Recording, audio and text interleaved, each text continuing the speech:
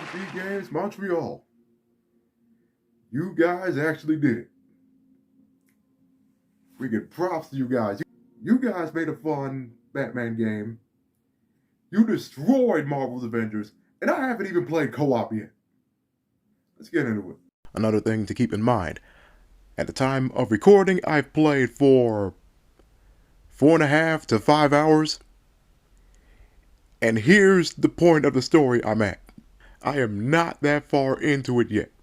In fact, going through the story is at a complete halt right now. Because this game is fun to the point that I want to play as the rest of the Bat family. I intended on only playing as Jason Todd. But now, no, I want to play as everyone. At best, if there's a Bat family member I'll play the least, it'll be Grayson. One huge thing we got to address is all the bashing this game got solely for 30 frames per second. They also say this game looks terrible. But really? You call this terrible? In fact, look at the Batmobile in this version. It's back to the classic, not the Bat Tank. This game looks fine. In fact, we'll talk about the main reason why these people are complaining. One bit about the story though. Wow, this game came out just at a weird time. In this story, Batman is actually dead, killed by Ra's al Ghul. And yeah, that's how you pronounce it, Ra's, not Raz. Before this game came out, I thought, okay, wait, they wouldn't really kill off Batman. DC and WB worship him like crazy. I thought he's just presumed dead, but really he turns out to be alive, like Captain America in Marvel's Avengers. But nope, he's actually dead. Also, look at this version of the Batcave. Again, back to the classic. It's the kind with that giant penny and the dinosaur in it. I always wondered how the Batman get those installed in there. Another example of the visuals. Again, people call this bad? Look at it. See the raindrop detail? And the starting suits, they look fine. Not great. In fact, you will get better gear in no time. And you get set gear by actually just playing the game. It's not a grind fest.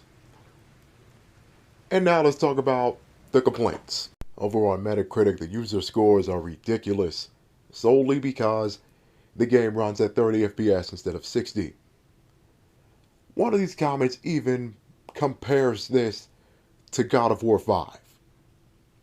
Really? That's even more unfair than comparing this to the Arkham games. This game just isn't Rocksteady. Simple, it's a good game, but it's not from Rocksteady, yet people keep making these comparisons to them. Even though WB Games Montreal has little experience, and yet they made such a good game. Developers with little experience making a AAA game usually ends in disaster. I understand the frustration on the frame rates part. We're 2 years into 9th gen. Yet most games don't fully take advantage of the specs. But in this case, count your blessings. If you call this bad, things could have been so much worse.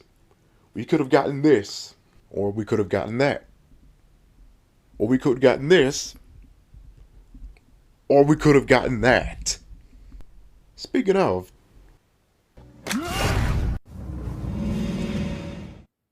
time to talk about the gear. In fact, making comparisons to Marvel's Avengers is the fair one. I showed this bit earlier. In fact, I got better gear than this shortly after this clip. But get this.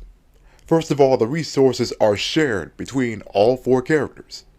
Not only is that shared, but leveling up, that applies to everyone, not just a single character. You could be playing through a lot of the game as one member of the Bat family that you really want to pick. But if you switch, you'll see the levels on them too. And the skill points you unlock for the one character, you got them for the rest. In fact, in this clip, this was before I started gearing up Tim Drake. Oh!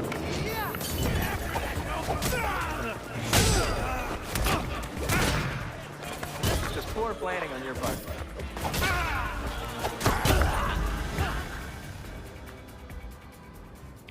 Okay. I'm gonna tell everyone about this! Okay, so grinding applies to everyone. So yeah, you saw that his damage was already huge. And I didn't even gear him up yet. Another thing, there is no enemy scaling. I hate it when RPGs do that. Enemies seem to stay at certain thresholds. So depending on where you progress in the story, enemies will always stay at that certain level. They'll never be higher than you, unlike Marvel's Avengers. And with all these resources shared, you'll get the blueprints for the other character suits pretty fast, and boom, you'll instantly be able to craft them. And here's something that makes the grinding even easier. When you leveled up a lot as one character in Switch, one of the suits you can equip is called a flash forward suit. It does what the name implies. You can have gear stats that are sped up to the level you're currently at until you start grinding for better suits. So when I start grinding to higher levels as one character and switch, those other characters will already have something to help them catch up. If you have played Marvel's Avengers like I have, in my case, nearly a full year by the way, because I bought that game during last year's Black Friday, then just imagine how much easier the grind, how much better the quality of life of that game would be if that game had these ideas. Even as a patch, it would have helped. But now it's too late. Way too late. One funny thing to bring up, speaking of, these two pictures are perfect for this comparison. Grayson is Leonardo, Jason is Raph, Barbara is Donnie, and Tim is Mikey and Donnie. Also, Barbara and Tim aren't race washed in this. So there's that too. Another thing to mention about the gear. The weapons, they visually change as well, not just the suit. Again, something else Marvel's Avengers didn't do. In fact, they didn't have customizable suits. All their different looks were just skins. And when you make a suit, you get those other visual options right off the bat. I thought you had to do more grinding to get them. Back to Marvel's Avengers skins, monetized ones at that. Gotham Knights has no monetized gear. None of that. If you go to the PlayStation Store or Xbox Store, the only monetization there is the stuff that came with the Deluxe Edition. Stuff that actually deserved to be in a Deluxe Edition. In fact, Deluxe Edition buyers in this case, you guys got a good one. The stuff in that edition are these Beyond suits, based off Batman Beyond, and these Nightwatch suits, designed by Jim Lee. These suits aren't in the game at all. Now that is a good Deluxe Edition or pre-order thing. And now that the game is out, you can just buy that. But it's better to wait for that to get a discount. And one thing about Barbara in this, Damn! Funny thing about this generation, even though most games aren't taking full advantage of the specs right now, we now got 2 games where genes are 100% accurate to real life. On one side, Gotham Knights, and before this, the Miles Morales game.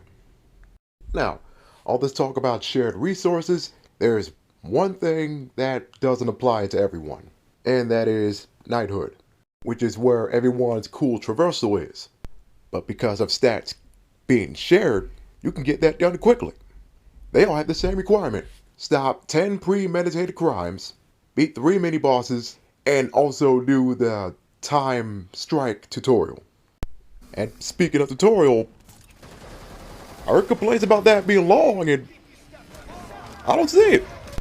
And the weird thing about that time strike tutorial, you gotta do it for all 4 characters.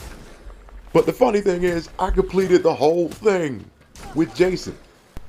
But the tutorial is quick anyway, so no issue there. Let's do this! Fuck you! Oh! Fuck!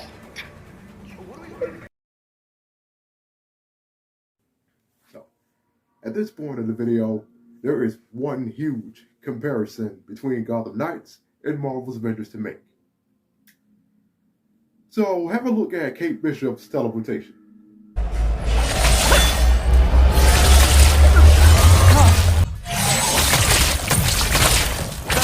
I think. Well done.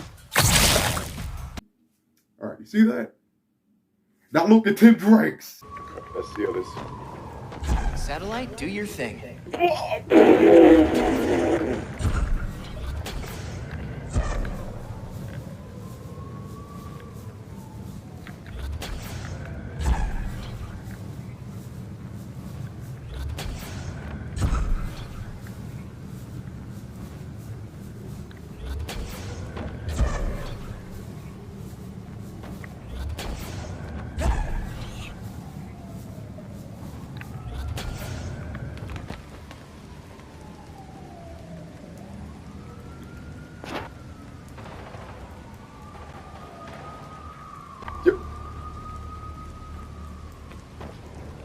That's it. Marvel's Avengers is dead. Kate Bishop's teleport is absolute trash compared to this. That's it. That is it.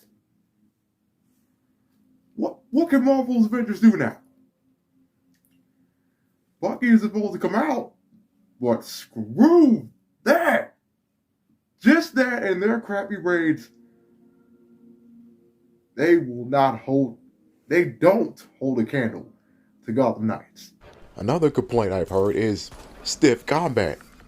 And again, what are these people talking about? These people are just thinking about Rocksteady. The combat here is fine. Now you can't blindly button mash. Don't worry, the combat isn't complex or anything. If you want to get more damage, you have to time your button presses. Other than that, the combat is fine. It's a little reminiscent of Arkham, but it's not Rocksteady. Made you knee yourself in the face! So yeah, I'll be unlocking knighthood for Barbara and Grayson next, before going forward into the story.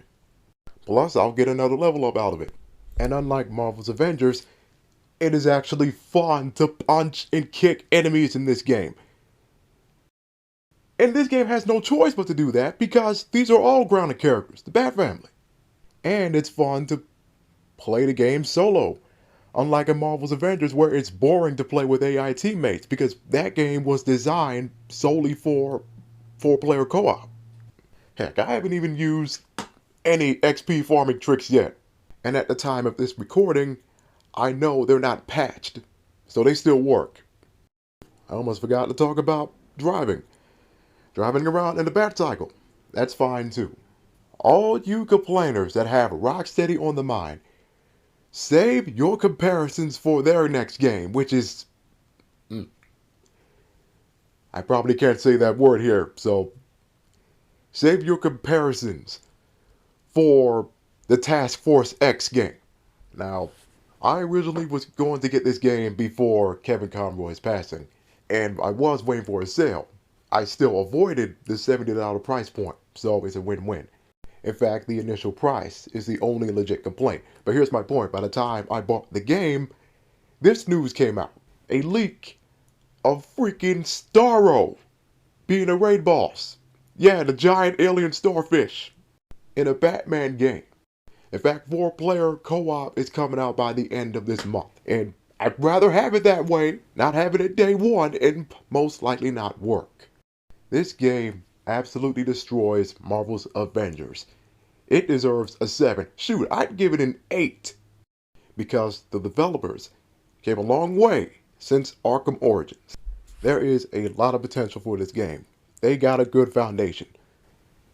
Now, since this is not a live service game, that means paid DLC is in the future, and that should just be characters. In fact, Kate Kane's parents are in this game. So, Batwoman is a good contender. Get Batwing, Luke Fox, The Signal, Duke Thomas, the other Batgirls, Cassandra Cain, and Stephanie Brown. And I can't forget the boy, Damian Wayne, which probably will make a lot of sense story-wise. But after such content, give the Titans to this development team. Give them a different IP to work with, because Batman is associated with Rocksteady forever. No one else can even try, and if they do, the Arkham fanboys will compare, complain, and just rain so much shit on a decent game. Give WB Games Montreal the Titans IP so they can get to their own Arkham Knight, their own third game of such quality. Plus, the Titans exist in this game's universe. I really hope the unfair bashing doesn't screw up this game's chances. I guess you know that a game makes it when it's getting the same unfair bashing that the MCU Phase 4 has gotten, and the DCU is starting to get now since Black Adam. And another thing to note, the Guardians of the Galaxy game, that destroys Marvel's Avengers in the other direction. And that team, Games Montreal, they got little experience too. Now, it would have been nice to switch between characters in that one, but again, these devs have little experience, just like WB Games Montreal. It's funny, Games Montreal has 60 FPS, but the sacrifice is you only play as Star-Lord. You can't switch to the other Guardians. And WB Games Montreal has multiple playable characters, but their downside is 30 FPS. I guess the studios in Montreal are the ones you go to for redemption games. One big thing this game does, it uses the movie's comedic style, but the continuity is the comics. Yeah, Marvel's Avengers should have done that. Now that I think about it, that game going with a whole different continuity from the movies, man, they were years too late to do that. If it was the early 2000s, they would have gotten away with it. But after the movies, yeah, no wonder the game got complaints for that. It should have used the style from the movies, but stick with the comic continuity. And you see the movie skins in this, the ones I unlocked so far, they're in the freaking game. They're not paywalled like in Marvel's Avengers. One last thing to talk about is a funny story on my purchase of the game. So I ordered my game off Amazon. It was slightly discounted to $61 at the time. Last Friday, in fact. There are multiple listings of the game on Amazon. And when I go back to check my orders, the one I ordered had, RP on the corner of the box. So the order arrived, and the copy of the game I got is the freaking UK version. I saw Peggy 16 on the corner of the box and thought, oh shit. I thought this wouldn't work on my American PS5, but it works. So, no issue there. Not only am I having a good time with the game, not only is this a nice memoriam to Kevin Conroy, this is a special addition to my collection.